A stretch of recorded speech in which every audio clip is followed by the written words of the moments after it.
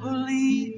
We're glad that you have come to share your life with us as we grow in love, and may we always be to you what God would have us be, a family always there to be strong and to lean Welcome to the family. We're glad that you have come to share your life with us as we grow in love, and may we always be to you what God would have us be, a family always there to be strong and to lean on.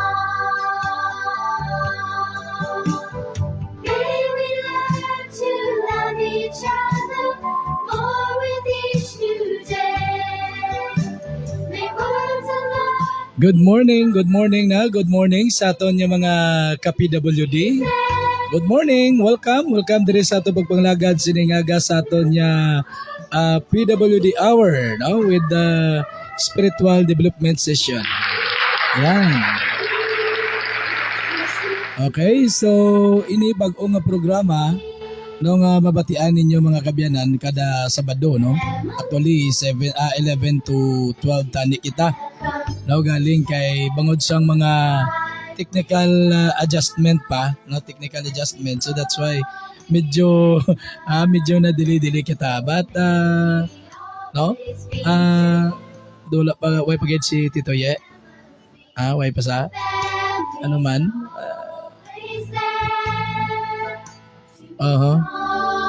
Sige lang, no, kay ginakuan man dito. No, ginapangita man ni Tito Ye siguro. Daw friend naman kami ni sa Facebook. Ara na?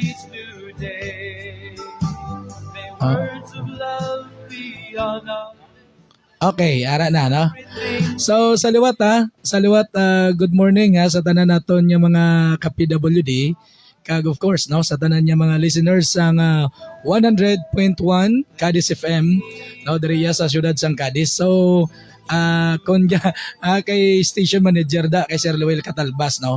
Sir, maayo kami base baka ulo extend kami gamay kay daw dili ang pagsulod namon bangod iya sa mga technical adjustment.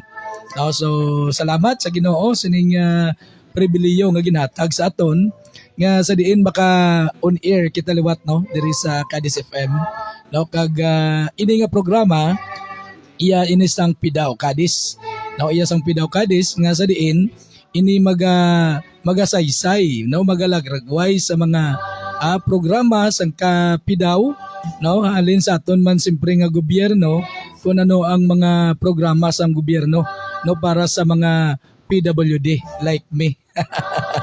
Okay, no. So sa aton yung mga pinalangga ng mga tagpalamati, no, diri sa Cadiz FM, no, mayong aga gid sa inyo, no, inigid ang inyong alagad, no, Otodyo kay Cristo, Brother Jovi Santillan, no, kag welcome kugid kamutan ng tanan sa aton programa ang ining PWD hour and spiritual development session mga kabyanan, no.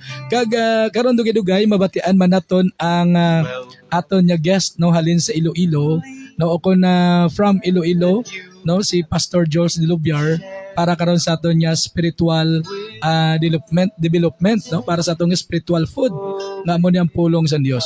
No, kag dugay-dugay mabatian man naton ang head sang Pidaw, no, in the person of Sir Al James Madrid, no. Kag sa 22 ka barangay mayong agagid sa inyo kag sa tanan nga mga PWD president, no, in every barangay chapter, no, nagapamati naman siningaga, no, silang naton yung mga barangay president sang PWD, no.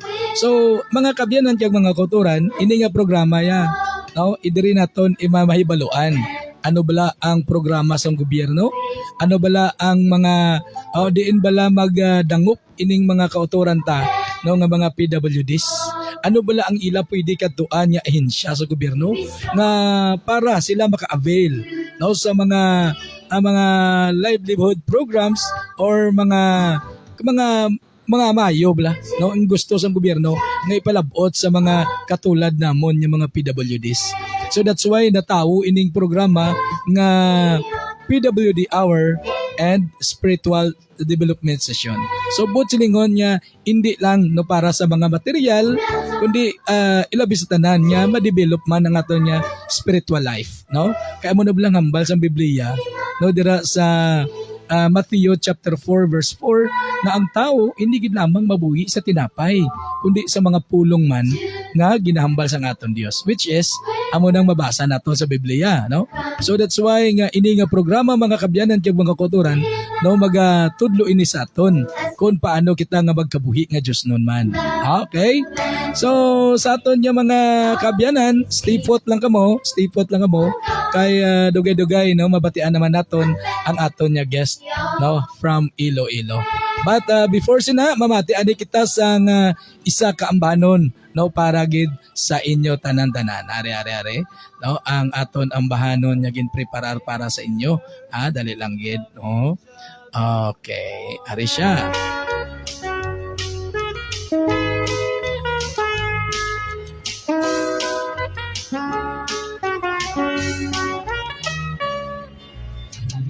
Ang balita dapat nang maipahayag sa lahat ng nilalang dito sa lupa.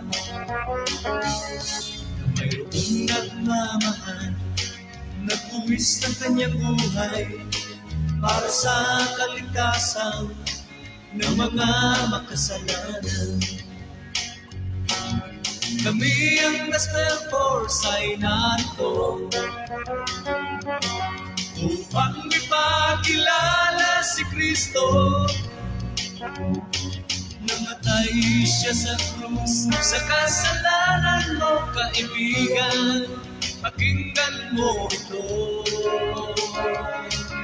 Hangad namin ang kaligtasan mo.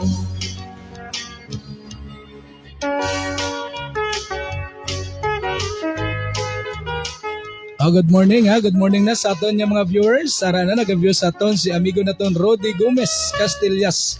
No diri sa may bayan sa Barangay Tiglawigan. Then ara man no si Pastor Jules Diluviar.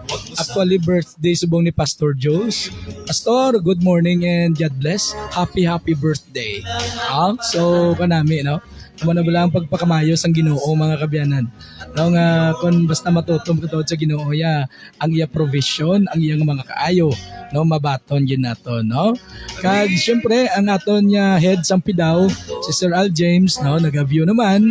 No good morning sa imo sir. No God bless. Welcome welcome sa aton nya bag-o nga programa ang PWD Hour and Spiritual Development Session. So sini nga aga no kay kumo nga daw maulo adlaw na kita no so magasugod na gid kita sa aton nga programa no diri na kita sa aton nga spiritual development no pastor standby pastor kay matawag ko sa imo through cellphone sa kwan lang sa call ako lang kita pastor sige wala ta pastor kay matawag ko sa imo kay para makasugod kita sa aton nga spiritual development.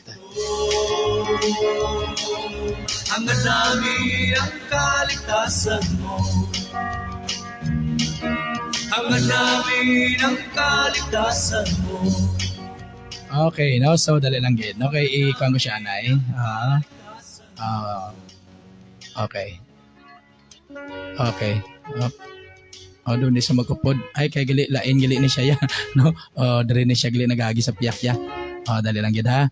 Mga kabyanan ng mga kuturan, temo na bala, no? Ari kita sa ako pa lang ni na ado amon pa lang ni aton pa lang ni nga una nga adlaw no so may mga technical adjustment bigid kita no sige dali lang gid kay i-call ko si Pastor Jules Diluviar para sa aton nya spiritual development no okay ari na no na tawagan ko na si Pastor yes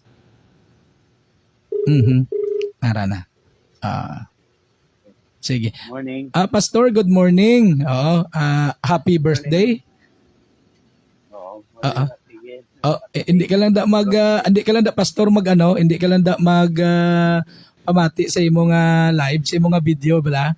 Kay dili kita dira, Oo. no, diri ka lang sa imong phone nga mapatian mo. Sige. Oo. So, salawat pastor, good morning sa imo kag actually mga kabyan nga mga kauturan, no, ang ato nya guest subong, no, bugal ko nga ginapakilala sa inyo si Pastor Jules De Luviar. Ayan, si Pastor Jules De Luviar. Amo ni siya ang akon nga amigo dito sa Iloilo, no, nga pastor nga nagbulig man sa aton kung paano pagid kita, no, makahibalo pagid sang madalom sang tulid, no, nanungod sa aton Dios. So salamat sa Ginoo. So Pastor Jules, sa siningaga ginakalipay gid namon, no, sa opisina sa Pidaw nga mangin kaupod ka namon siningaga upod sa aton nga sa amon nga head, no, si Sir Al James Madrid. No, ginakalipay ginamo pastor nga makaupod kasi ning aga in spite, no, despite sang imong celebration sang birthday mo, no, but still no, gitagaan mo gid kami sang tion kay nagapasalamat gid kami sa imo pastor. Yeah. So pastor, sa sining aga siguro pwede na kita maka-start, no, para sa aton nga spiritual food, no. Kami pastor sa imo birthday pero ipakaon mo sa amon nya espirituano nya pagkaon. Oh, so praise the Lord, no. Okay, Pastor. Sige. Okay, so mga kabyanan, sini nga aga, now gina-welcome naton si Pastor Jules De Luviar para sa aton nga spiritual food. Right, Pastor. So, thank you again, Brother Juby, for inviting me to share the Word of God. Kag ako niyang pleasure or dako nga kalipay sa ako nga maka-part sang pag-share sang Word sa buwan daw. So, mas importante, panisan sa birthday. So, thank you again. Correct. So, sining aga, sa tanang nga nagapalamati, no? Before we start, allow me to read and let's open our Bible on Matthew chapter 7, verse 21 to 23. But before we read the message, let's first read His Word. So, gina-request kita tanan kung may Bible kita dira, mag-open kita sa ating Bible. So, kung ang ating text is Matthew 7, verse 21 to 23, that says, verse 21, "Not everyone who says to me, Lord, Lord, will enter the kingdom of heaven, but only the one who does the will of my Father who is in heaven." Verse 22, "Many will say to me on that day, Lord, Lord, did we not prophesy in your name, and in your name drive out demons, and in your name perform many miracles?" Verse 23 says, "Then I will tell them plainly, I never knew you. Away from me, you evildoers." So this is the word of the Lord. So mga utod, before kita mag-start, ginapangabagid tanan na i-open sa inya na isa pagpangamuyo. So let's bow down our head and let us pray first. Amang nga balaan, una sa tanan, nagapasalamat kami sa inyo na adlaw ay mugin sa kagrasya, na ginhatag mo sa among tanan. Lord, gamita ining adlaw gamito namo sa pagdayo sa imong ngalan. Lord, paagi sa sining